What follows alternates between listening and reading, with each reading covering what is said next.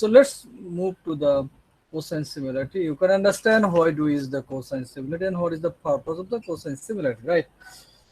So cosine similarity basically it is a cosine similarity is a metric used to measure how similar the document are, or that means how similar or dissimilar, right? If you can understand how much similar, obviously you can understand how much dissimilar they are. But the smaller the cosine similarity is a measure of similarity between the two non-zero vector. Basically, you can understand the vector regarding what is vector. Here, you can understand vector means the two product or two entities, right? Basically, two entities, but you can say in real life point of view, what is the entity?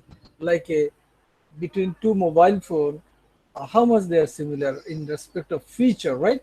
Let's say price, weight, uh, then functions, the other things, right?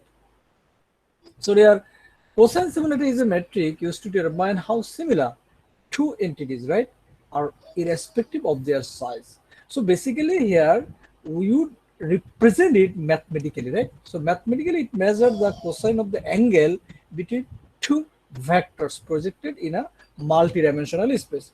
So you can understand the basic mathematical formula of this. So we can say the cos theta here. Theta is the angle between two non-zero vectors A and B. For example, A and B is a two entities, right? So dot product of two vectors, you can say the dot product of A and B. So we take the dot product of vectors here, A and B, and divided it. How we divided? Divided it by product of the magnitude of both A and B vector. You can say double absolute sign means magnitude, right? Double absolute sign means magnitude. So just divided by product of magnitude of both vectors. So there, if you look at here, you can say A. So if A is your vector, then what is A1, A2, A3? So in real life point of view, A1, A2, A3, these are the features.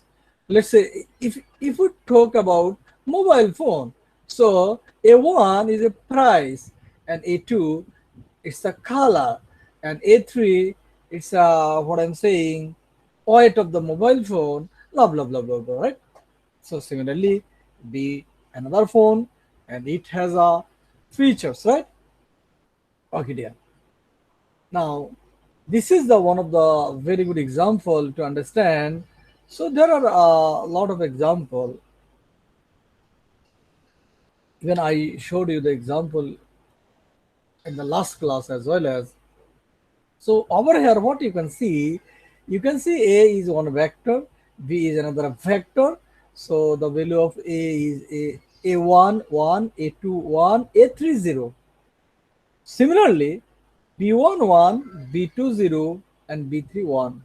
So now dear, norm of vector A is A1 square, A2 square, A3 square. So you know the result. Similarly, B. So dear, you just put those values in the formula, then you can get the result. So theta cos inverse 0.5, it is a 60 degree. So now you can draw graph easily from this understanding. So I think this is all about our previous class, and another things we discuss about the basically statistics. And in statistics, do you think just we were talking about a variance, right?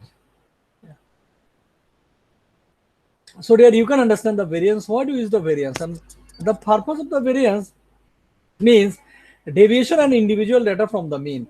So if you have a data, so how far a data set is spread out from the mean. So this is the basic understanding of the variance. So the average of the square difference from the mean. So this is the very simple understanding. The variance is defined as a variance measure how far our data set is spread out, right? So they are, you can understand this is our basic mathematics, right? I equal to 1 and summation of I equal to 1 to n and xi minus x bar whole square divided by n minus 1. So already you know. And this is just review. So you can understand. Let's if you look at this example, then what you can say, right? Yeah. So if this is your data 1, 1, 1, 2, 5, 6. So what is your first job? You find out the mean. So what is the mean here? Let's say xi is 1. So 1 minus. So mean maybe, okay, your mean is 3. Your mean is 3. You can see here, mean is 3, 15 by 5. How it is 15? 1 plus 1 plus 2 plus 5 plus 6. So you can see the mean is 15 divided by total number is 5. So 3. 3. So there you can understand. Then 1 minus 3. So minus 2. Then again 1 minus 3 minus 2. Then 2 minus 3. 2 minus 3 minus 1. So this is the very basic mathematics. Then you have to square it, right?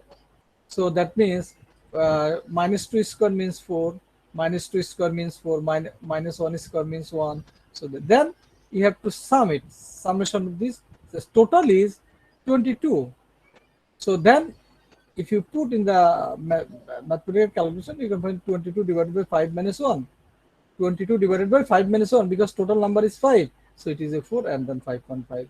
And if you just square root the variance, then you can find the, or you can get the standard deviation. And this is the basic understanding of the standard deviation, which actually, which has been shown to you previous class.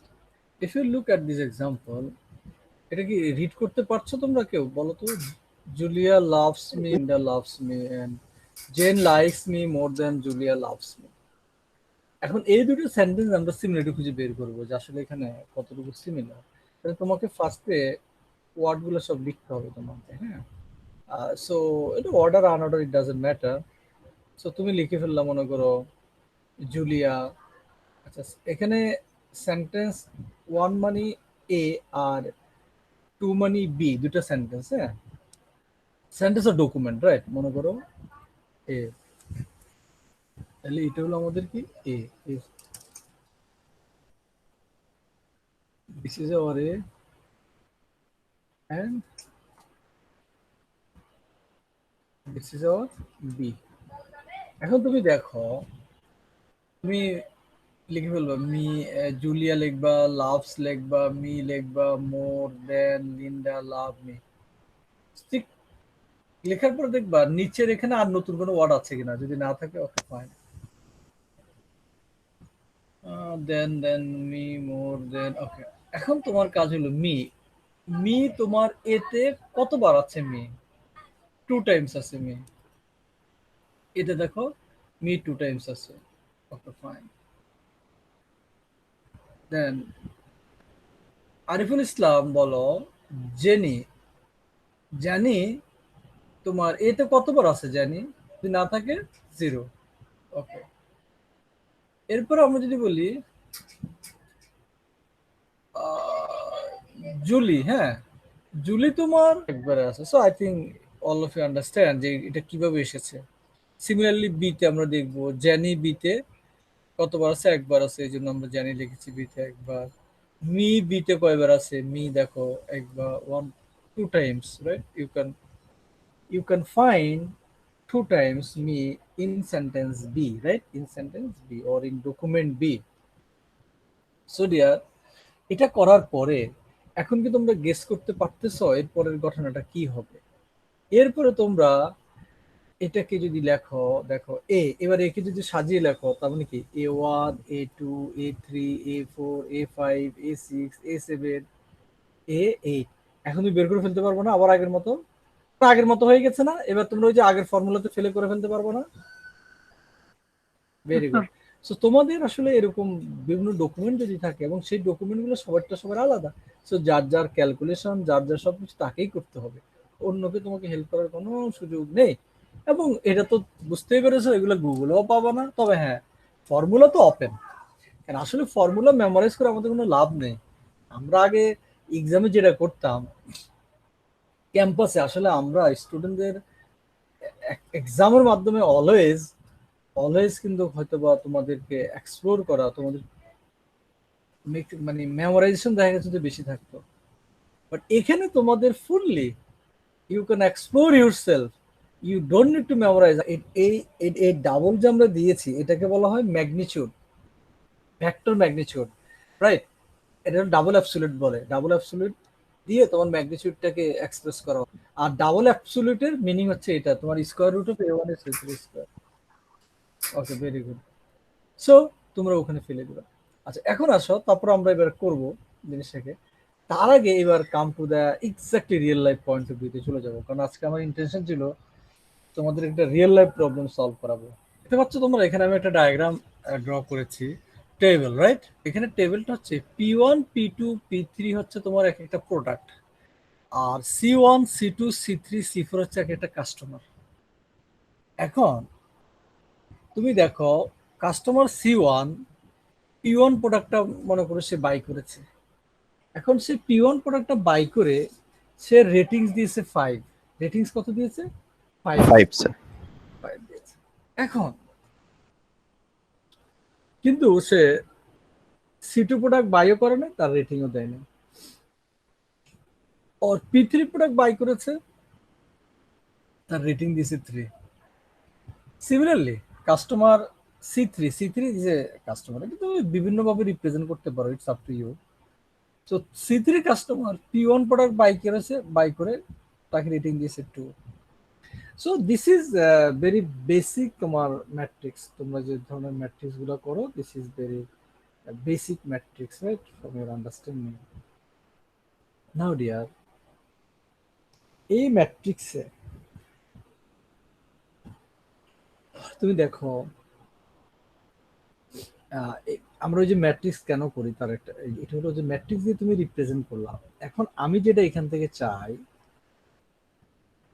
আমরা, তোমার বাইরের দেশে এরকম অনেক analysis করা হয়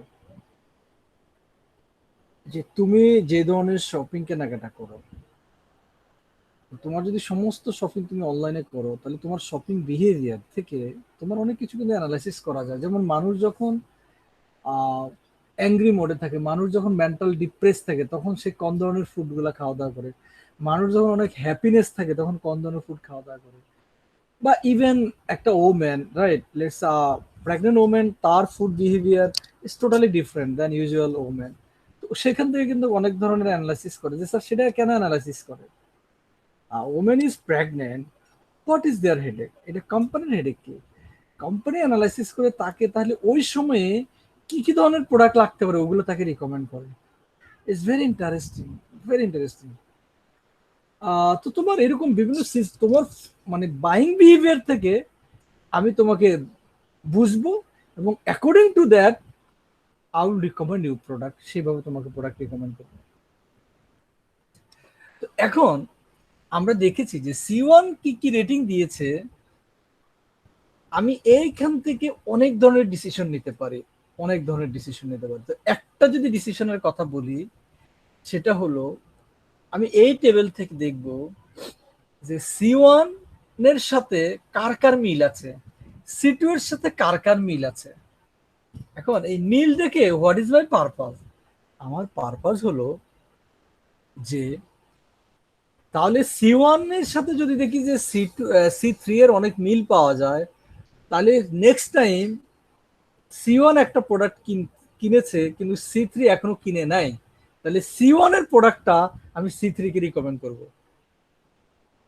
এখন এর একটা কারণ আছে, অনেক সময় তোমরা দেখবা যে ইউটিউবে এমন কিছু ভিডিও হঠাৎ করে তোমাকে সাজেস্ট করে, আসলে কোনো সলিউশন তো তুমি বলতে পারবা না 100% অ্যাকুরেট বা perfect. Most of the time it is not possible, right? It is quite impossible sometimes, right, যে অ্যাকুরেটলি তোমাকে ভিডিও তুমি যেভাবে চাচ্ছ সেভাবে তোমাকে ভিডিও দেখাবে YouTube. It is not always possible for different reason. So এখান থেকে এখন আমরা যদি দেখি, দেখো নতুন একটা প্রোডাক্ট মনে করো এখানে নাই, সে প্রোডাক্ট হলো P6। তাহলে P6 প্রোডাক্টটা যদি C1 বাই করে, তাহলে আমি C3 কে,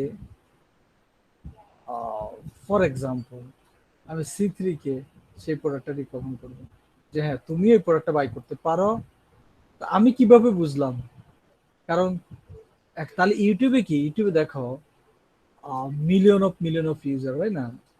এখন কার সাথে যে আমার ম্যাচ করেছে আই ডোন্ট নো। তার মানে ও যদি কখনো একটা ভিডিও দেখে কোনো কারণে, তাহলে আমাকে সেই ভিডিওটা রিকমেন্ড করা শুরু করে। এবং যার কারণে অনেক সময় একটু উইয়ার্ড সিচুয়েশন মনে হয়, কি ব্যাপার, আমি তো এই ধরনের ভিডিও, এটা সামটাইমস হতে পারে দুই একটা। আবার অনেক সময় দেখবে ম্যাক্সিমাম টাইম তোমার মতোই করেই হয়, মানে তুমি যে ধরনের ভিডিও দেখতে চাও মোটামুটি সে ধরনের ভিডিও তোমার কাছে আসে। তাহলে আমরা এই সিমিলারিটিটা রিকমেন্ডেশন সিস্টেমে আমরা ইউজ করে থাকি। দেখো এটাকে আমরা এখন কথা হলো এটাকে আমরা as a research point of view বা data science point of view থেকে আমরা এটাকে এট ফার্স্ট ম্যাথমেটিক্যালি দেখছি যে বিষয়টা কিভাবে করতে হয়। তাহলে আমার কাজ কি, ফার্স্টে প্রত্যেকের সাথে প্রত্যেকের সিমিলারিটি আমি খুঁজে বের করবো। তাহলে C1 এর সাথে C2 এর সিমিলারিটি, C1 এর সাথে C3 এর সিমিলারিটি, C1 এর সাথে C4 এর সিমিলারিটি। তো লেটস আমরা একটা সিমিলারিটি যদি বের করি, এক্সাম্পল দেখো আমরা ফার্স্টে C1 এর সাথে C2 এর সিমিলারিটি খুঁজে বের করি। কিরকম দাঁড়াবে, C1 এর সাথে, তাহলে করো C1 এর সাথে যদি, তাহলে ফার্স্ট আমাদেরকে বের করতে হবে C1 এর সাথে C3 সিমিলারিটি যদি বের করতে চাই, এট ফার্স্ট তুমি বের করো C1,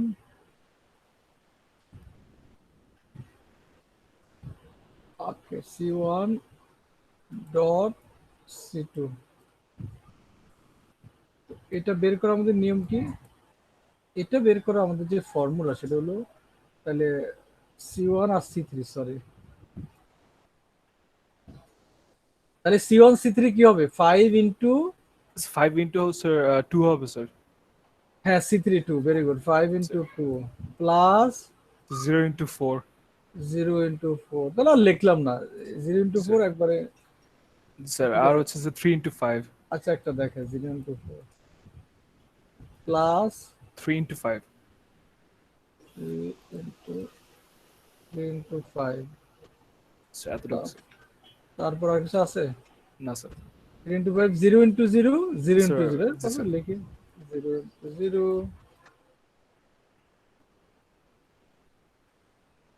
plus 0 into 0. So dear, now how much? 10, 5 times 2, লেখাটা একটু quite tough. So 20, sorry, 25 হবে। So 25, okay dear. 25 আসলো। তারপর আমার কাজ কি বের করা? C1 ম্যাগনিটিউড বের magnitude. করতে হবে স্যার। C1 magnitude হলো,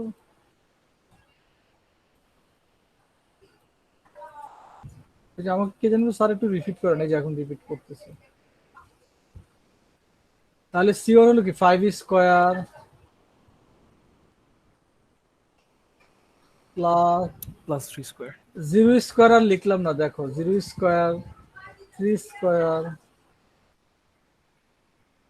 প্লাস 0 0 স্কয়ার গুলো আর লিখলাম না, তোমরা বুঝে নিও। হ্যাঁ, তারপরে 25 স্কয়ার মানে কত, সরি, ও 25 প্লাস 9, আচ্ছা 5.83, সরি 5.83। সিমিলারলি, বাবা মাউস দিয়ে লেখা কষ্ট, C3। সো ডিয়ার C3 টা তোমার কি হবে, সিমিলারলি তোমরা বের করতে পারবা। আমি একটু ডিরেক্ট করে ফেলি। C3 হবে 2 স্কয়ার আর তোমার 4 স্কয়ার, টোটাল কত আছে টোটালটা বলে ফেলো। 4 square plus 5 square 6170।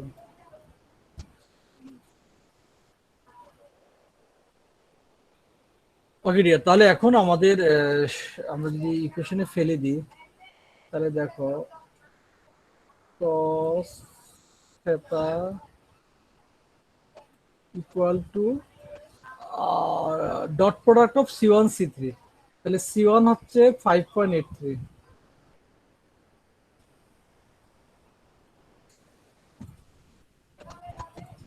5.83 divided bye sorry 5.83 না তো 25 বলবো না 25 divided by magnitude of C1 magnitude of C1 হচ্ছে 5.83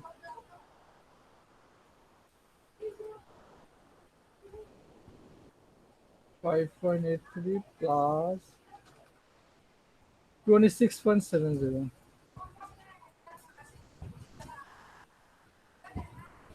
so how much Sir, we just said just 6.70, sir. oh sorry 6.70 right that is 6.70 আচ্ছা নিচেটা হবে 39 point how much 39 point what 06. 39.06 এবার total বলো 0.64 Yes, sir. okay 0.64 তাহলে এবার theta is equal to এবার বের করো cos ইনভার্স 0.64 cos ইনভার্স তোমরা জানো cos যখন এই পাশে চলে আসবে তখন ইনভার্স হবে তাই না